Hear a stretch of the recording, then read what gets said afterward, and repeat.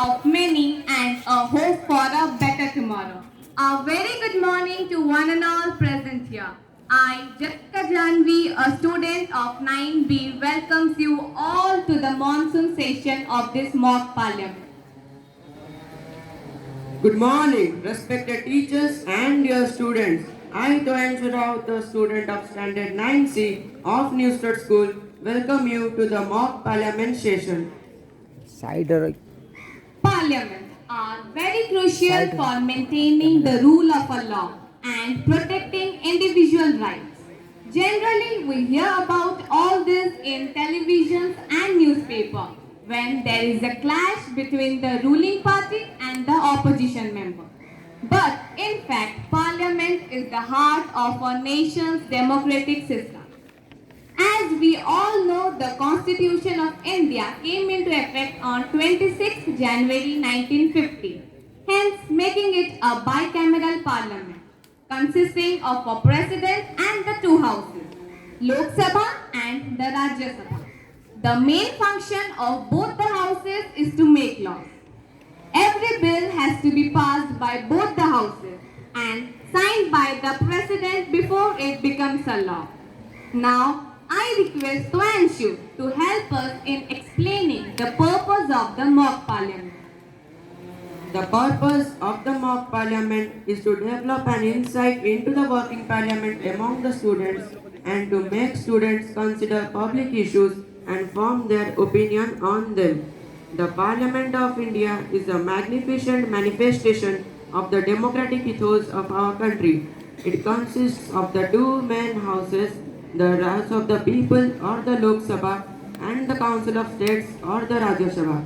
Although the President of India is not a member of either of the houses, but she is an essential part of the Parliament. So now let's continue the monsoon session of this mock parliament, and here we go.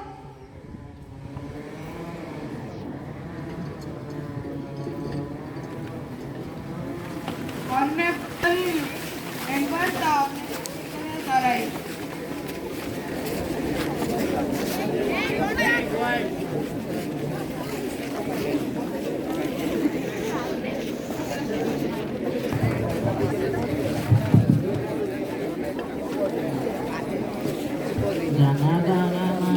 अधिनायक जय हे भारत भाग्य विधाता पंजाब सिंध गुजरात मराठा द्राविड़ उत्कल बंगा विंध्य हिमाचल यमुना गंगा उच्छल जलधि तरंगा तव शुभ नामे जागे तव शुभ आशीष मांगे गाहे तव जय गाथा जनगण मंगल नायक जय हे भारत भाग्य विधाता जय हे जय हे जय हे जय जय जय जय हे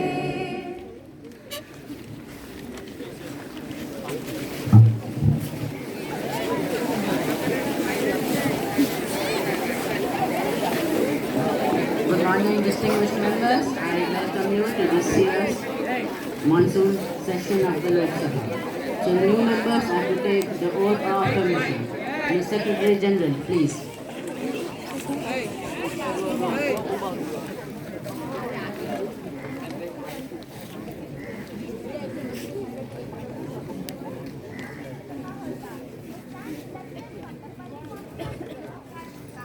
Will now take the oath or acclamation.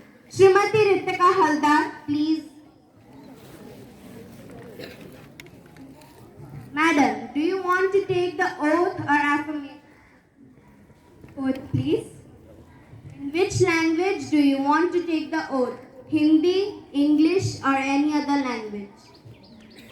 In Hindi, please.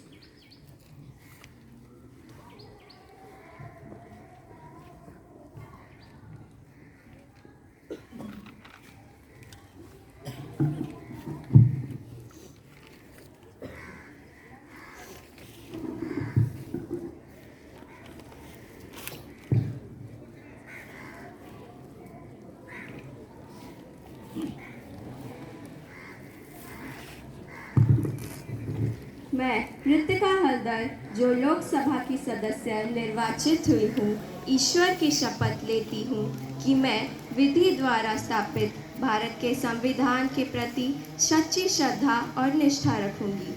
मैं भारत की प्रभुता और अखंडता अक्षुण्ण रखूंगी तथा जिस पद को मैं ग्रहण करने वाली हूँ उसके कर्तव्यों का श्रद्धापूर्वक निर्वहन करूंगी।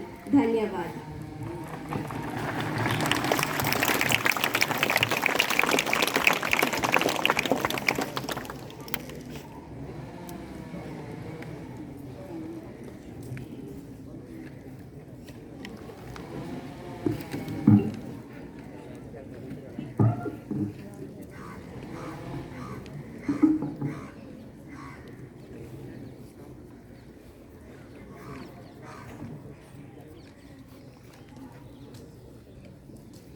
Distinguished members, as we gather today, it is my sad duty to inform the House about the death of a former colleague, Sri Rohan Kumar. Late Rohan Kumar was the former Minister of External Affairs and an active social worker who worked honestly, devoting his time and energy for the welfare of the laborers and the uplife of the backward classes. He made significant contributions to his nation during his tenure. Kumar played a key role in strengthening our diplomatic ties with foreign countries such as Japan and the UK, promoting peace and advancing his country's interests on the global stage.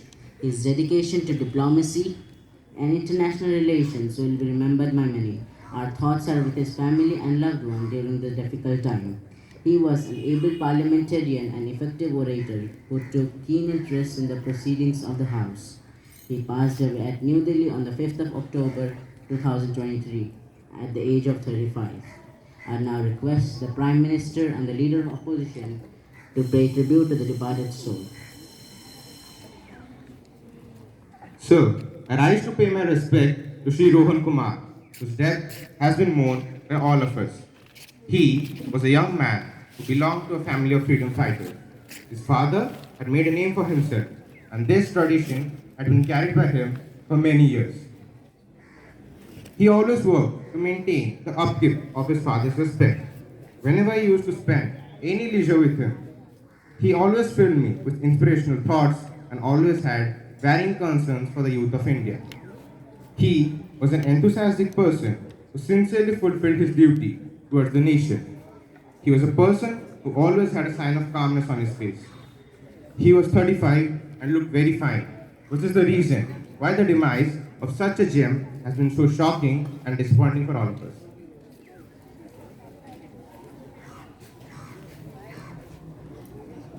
Sir, I associate myself with the tributes paid by you and the leader of the house. I had the privilege to work with Rohan Kumar as a colleague. He was a person who, because of his lovable nature, never annoyed anyone, and he was always with a smiling face and was a very open-hearted person. We have lost a very good social worker, political worker, and a public man in him. I would like to associate myself and my party in sending our condolences to the bereaved family. The House may stand in silence for 2 minutes to express our deep sorrow.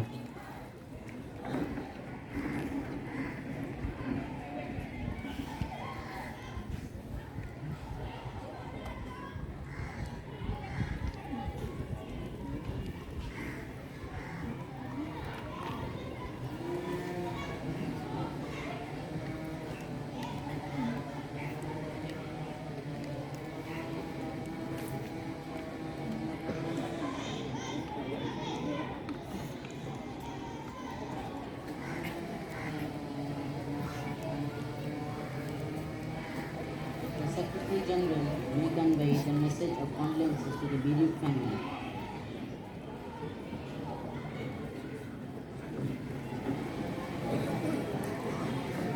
Prime Minister to introduce the new minister. Sir, it is my pleasure to introduce you, through you, and to all my colleagues, the new minister, Srimati Ritika Haldar, Minister of Earth Sciences. Srimati Ritika Haldar, welcome to the Lok Sabha. The quorum of the House has been achieved. The question are first question to be asked by Srimati Anjali Sahu. My question is addressed to the Honorable Minister of Culture and Heritage. As we know that India is a land of many rich cultural and religious heritage, but most of them are not maintained properly. Like in Agra, the industrialists are not paying the carbon taxes, though they are advised to do so in order to check the excess of carbon emission. As a result of which, the UNESCO declared the World Heritage Taj Mahal is gradually turning yellowish in color. In the same way, the centuries-old Sanchi Stupa's walls are damaged by miscreants. Many tourists also find them to be littered. So how the government check them? What measures the government has taken to protect and preserve it? Honorable Minister of Culture and Heritage, please.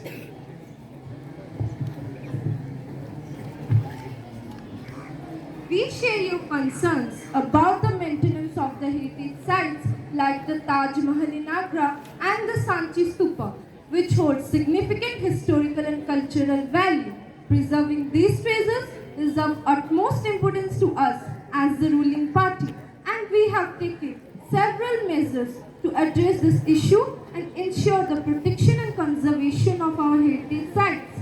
Kickstarting the World Environment Day celebrations in India, a comprehensive action plan to control air pollution was launched in Agra, the most polluted cities in India and home to the majestic Taj Mahal.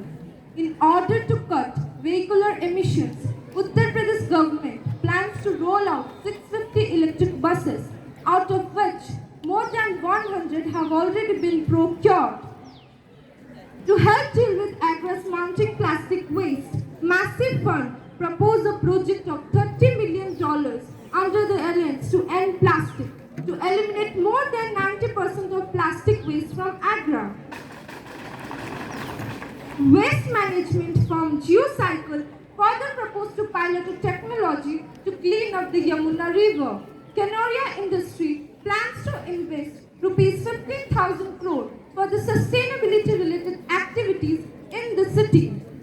This action plan is a decisive step forward in systematically combating air pollution, preventive actions, and local-scale compliances.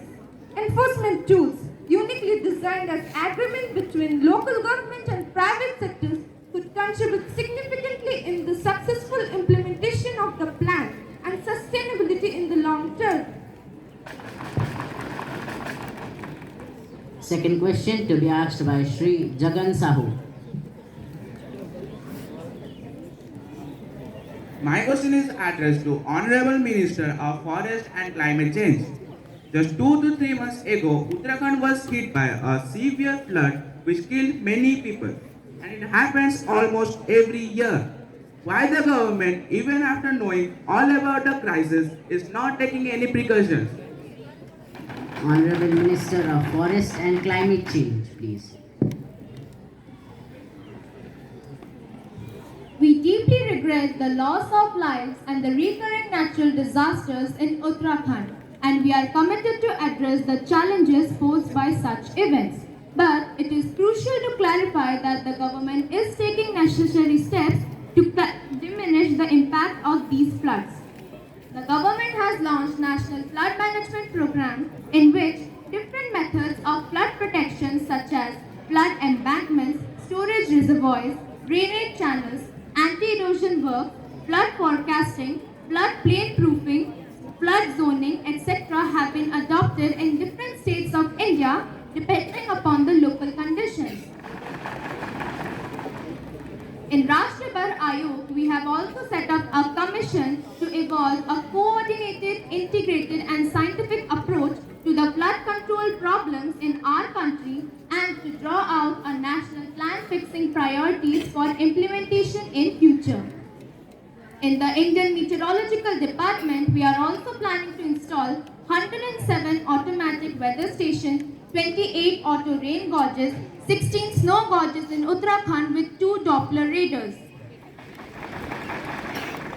Now, the government are also using real-time flood forecasting in Uttarakhand and are planning to do the same under World Bank aided National Hydrology Program. Third question to be asked by Shri Anshuman Das.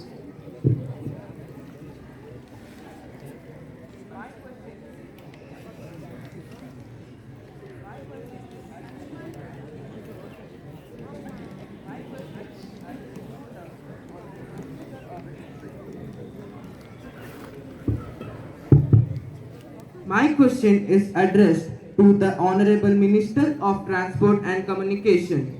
In India, we have no doubt many improvised mode of transportation and roads are introduced. But still, there are some remote areas where till-day transportation is not even possible. In many hilly and tribe-populated areas, the pregnant and suffering patients cannot get necessary treatment on time due to poor transportation, which leads to complications and risk to the life of the patients. What answer does the government has for this? Honorable Minister of Transport and Communication, please. As the ruling party, we acknowledge the challenges faced by residents in hilly and tribal populated areas when it comes to accessing timely healthcare due to poor transportation infrastructure. Ensuring the well-being of all our citizens is the top priority of our government, and we are committed to address this issue.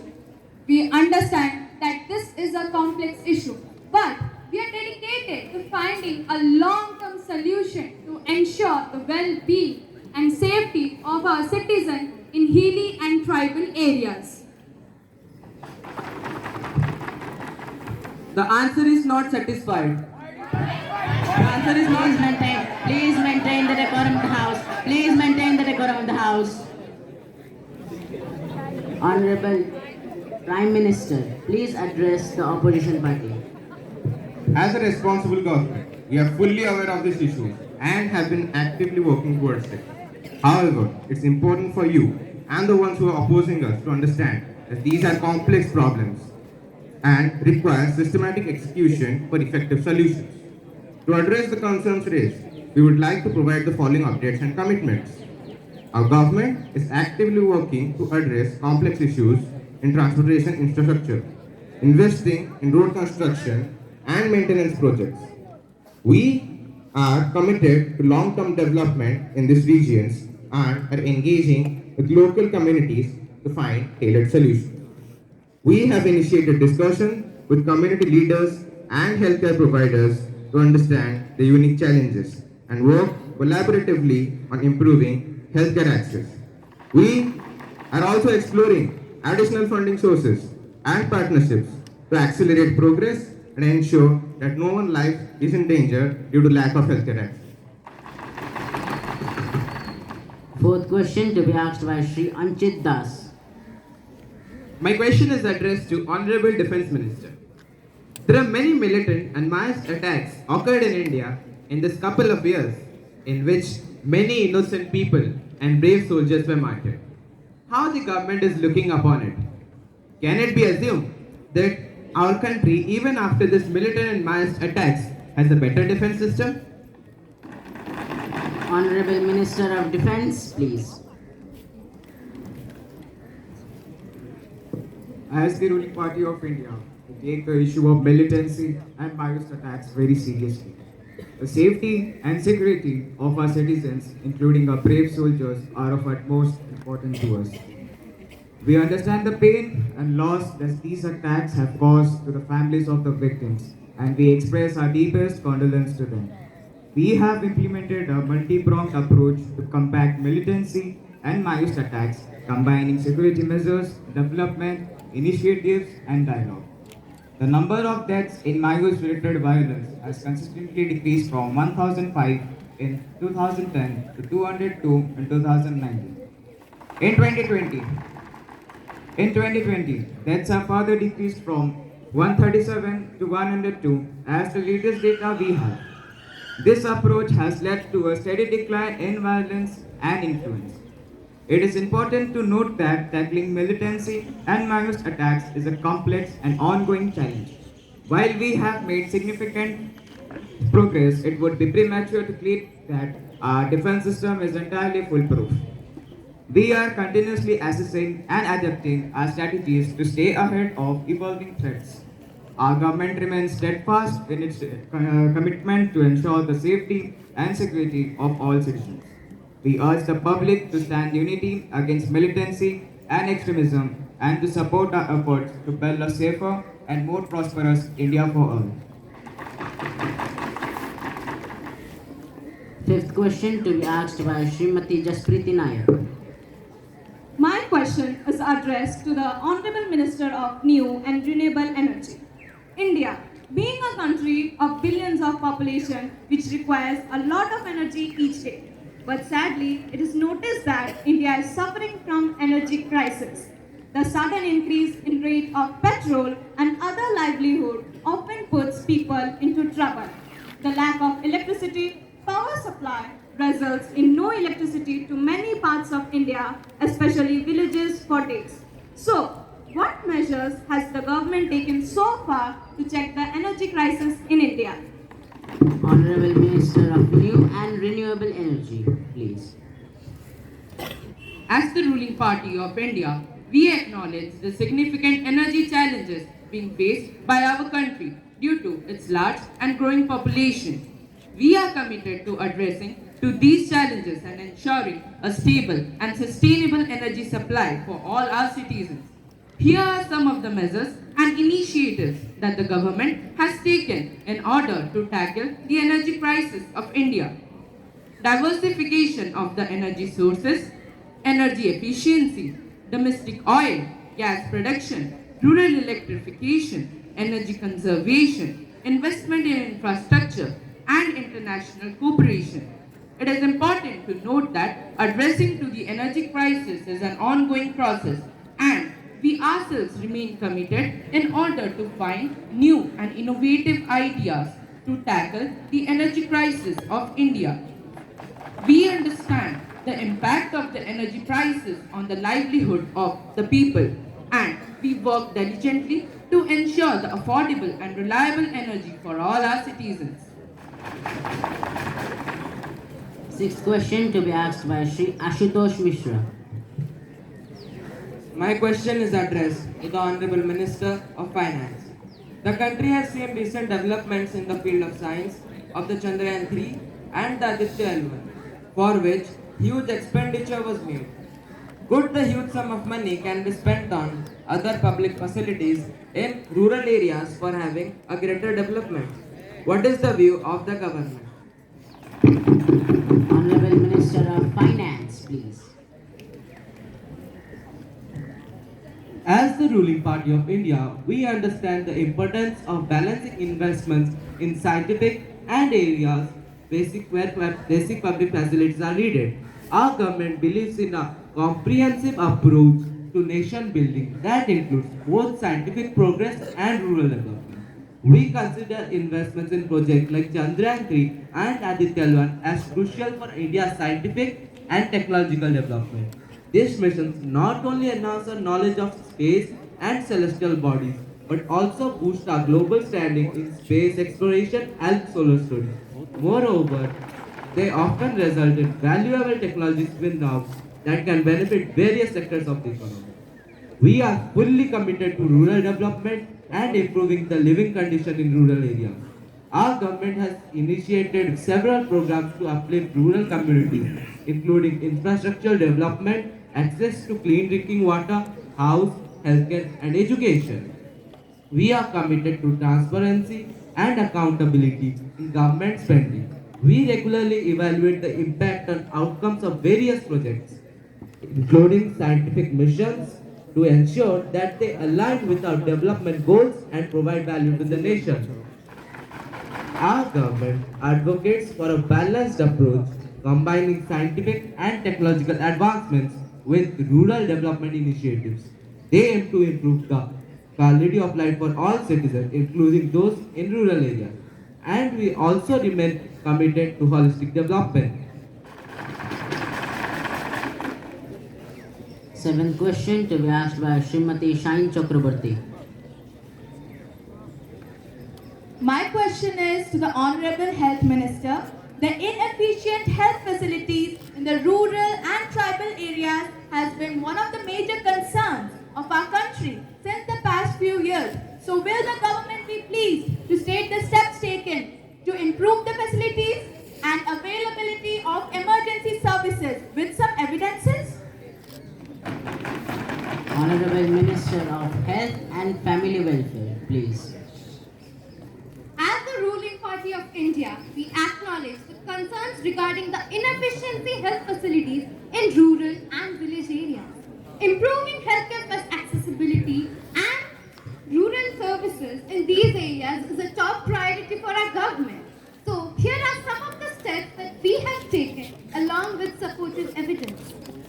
We have launched several initiatives to strengthen the healthcare infrastructure in rural and village areas.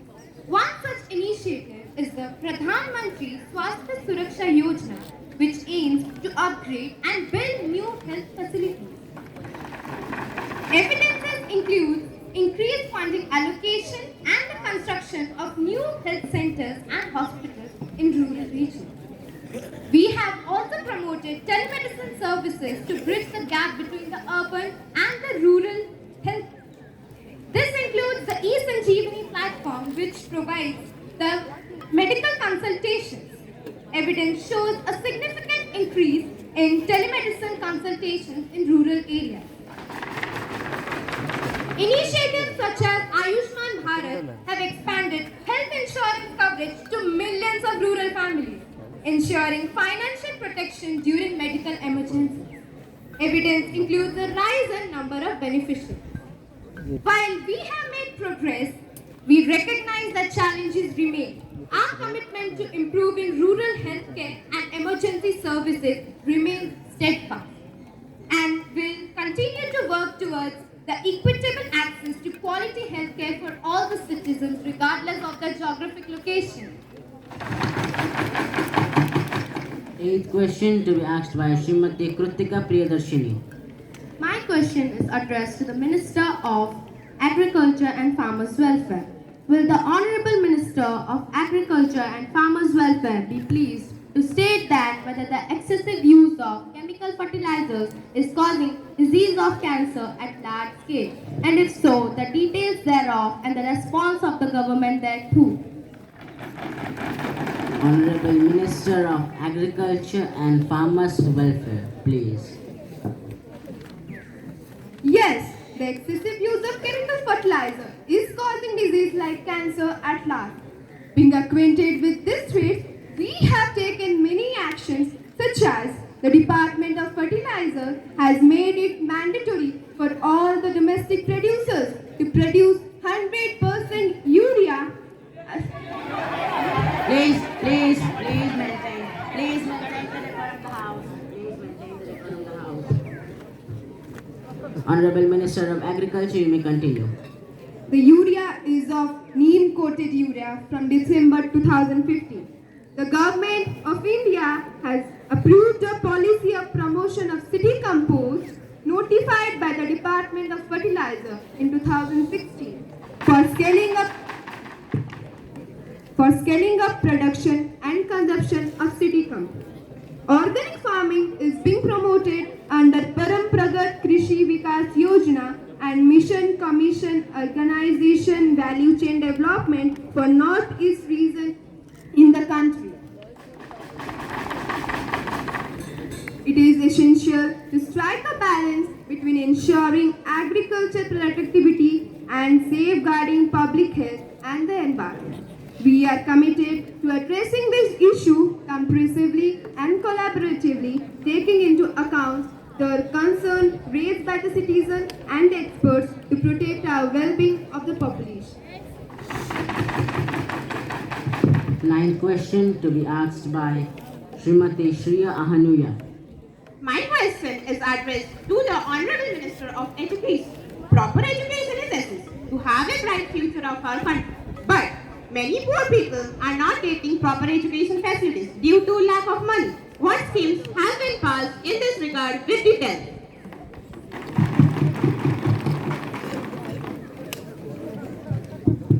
Honorable Minister of Education, please.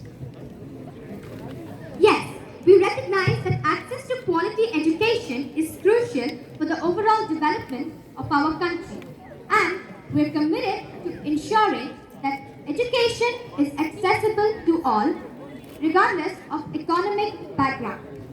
To address the issue of financial constraints hindering educational opportunities for underprivileged individuals, our government has introduced several schemes and initiatives.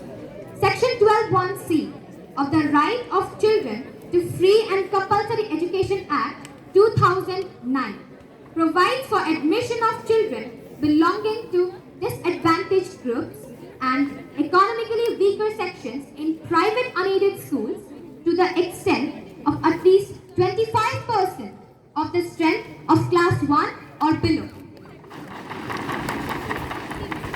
The Department of School Education and Literacy has introduced the Samagra Shiksha, an integrated scheme for school education starting from 2018 to 2019. This scheme consolidates the Sarva Shiksha Abhiyan, Rashtriya Madhyamik Shiksha Abhiyan, and teacher education schemes.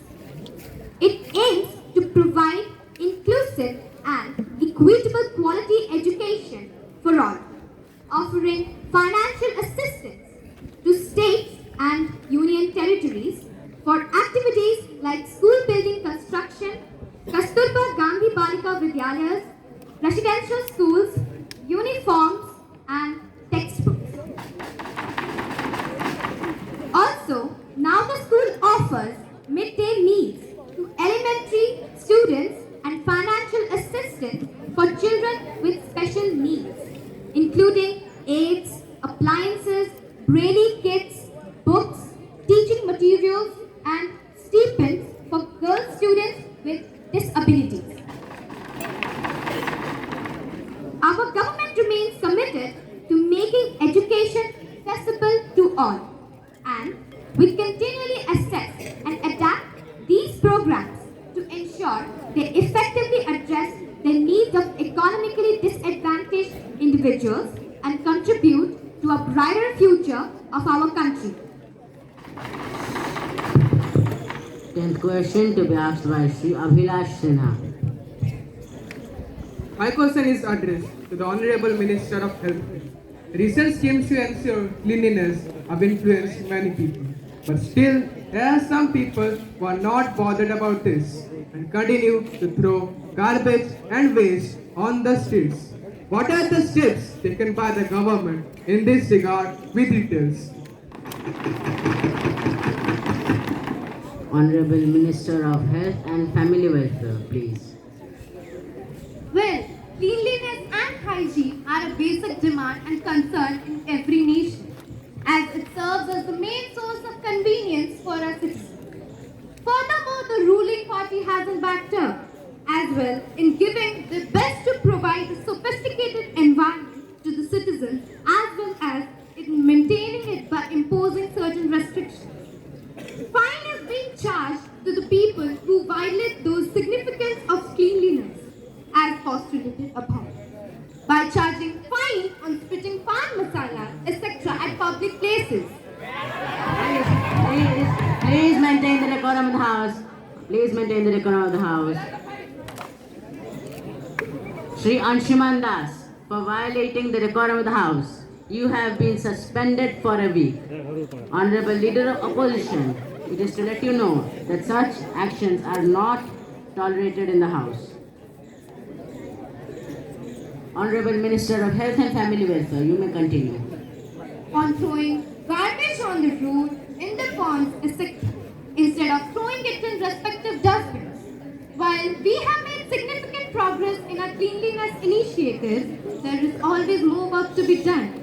We remain committed to fostering a culture of cleanliness and responsible waste disposal in our society, and will continue to adapt our strategies to address the challenges that arise.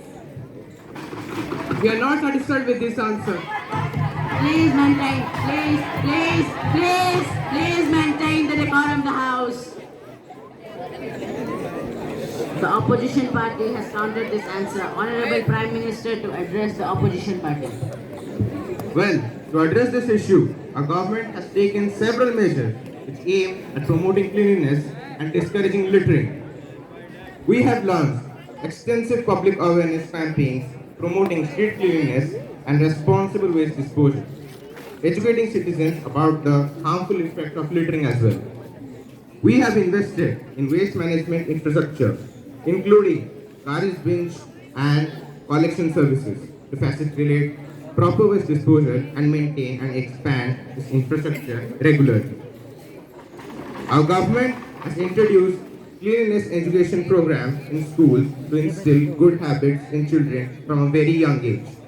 Students are taught about the importance of cleanliness and are encouraged to spread the message in their communities. To understand that changing behavior and attitude toward cleanliness is an ongoing process. But we are fully committed to collaborating with citizens, community organizations, and local authorities to create a cleaner and healthier environment for all. This marks the end of the question hour. The House is now adjourned to meet again tomorrow. The media personnel may ask their question to the respective ministers now. Thank you.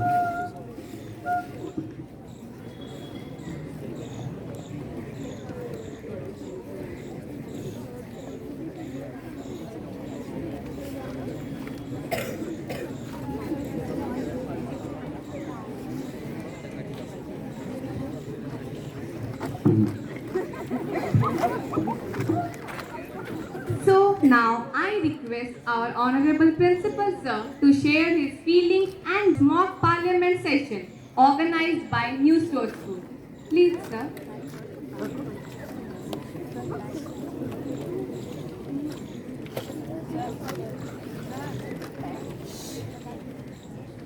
I was actually speechless.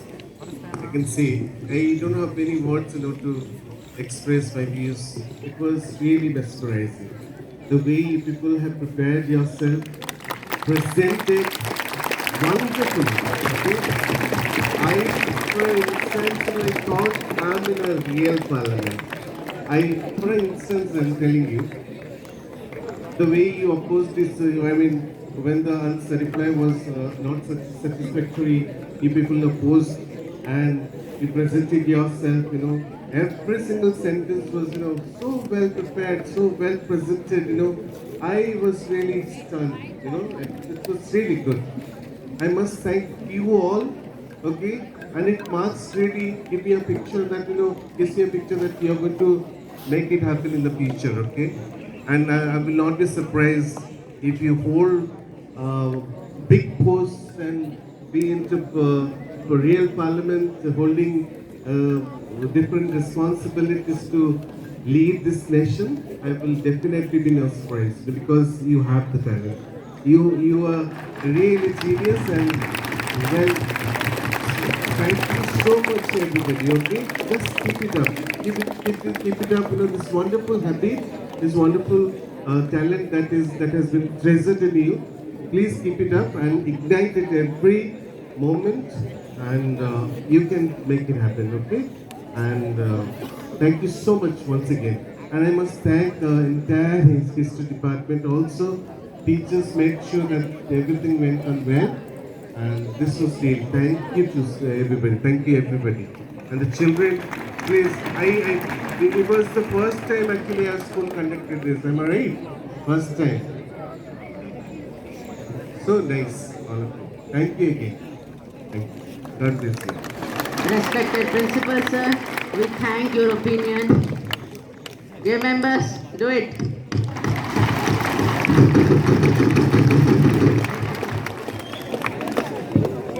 Thank you so much, sir, for your inspiring and valuable words, which will be a source of motivation for all of us in the future. Looking forward to such interesting events. Thank you, everyone. Give them a big hand.